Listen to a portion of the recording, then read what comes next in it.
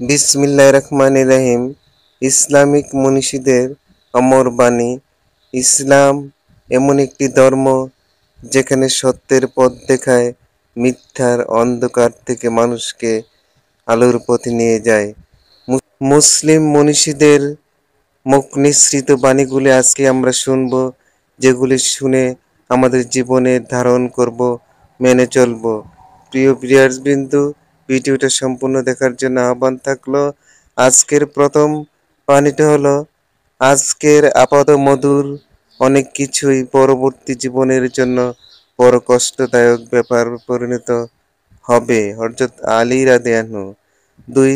সূর্যের আলোতে যেরকম পৃথিবীর সকল কিছুই ভাস্বর হয়ে ওঠে, তেমনি জ্ঞানের আলোতে জীবনের সকল অন্ধকার দিক আলোতে উদ্ভাসিত হয়ে ওঠে।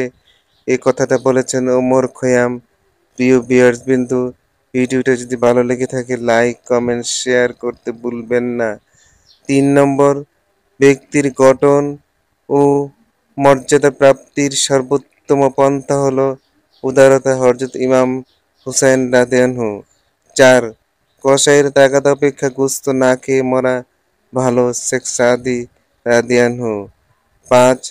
কথা যে বেশি বললে তার মধ্যে দোষ থাকা অবিসম্ভাবী, তাই বুদ্ধিমত্তার পরিচয় হলো বাক্যকে যথাসম্ভব সংযত রাখা। হযরত সুলাইমান আলাইহিসসালাম।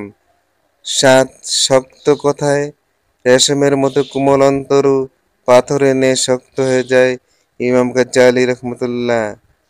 ৭. অন্যের কল্যাণ করবার সময় অন্তরে বিশ্বাস রেখো যে তুমি নিজেরই কল্যাণ সাধন করছ।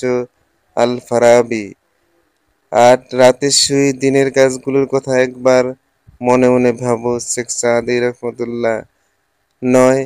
যে ব্যক্তি অপরের দোষের কথা তোমার নিকট প্রকাশ করে, সে নিঃসন্দেহ তোমার কথাও অপরের নিকট প্রকাশ করে থাকে। হাসান বসরি রাদিয়াল্লাহু। ১০.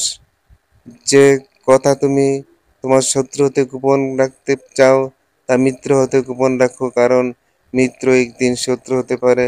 লুকমান হাকিম। ভিডিওটা যদি ভালো লেগে থাকে তাহলে একটি সাবস্ক্রাইব কামনা করতে পারি।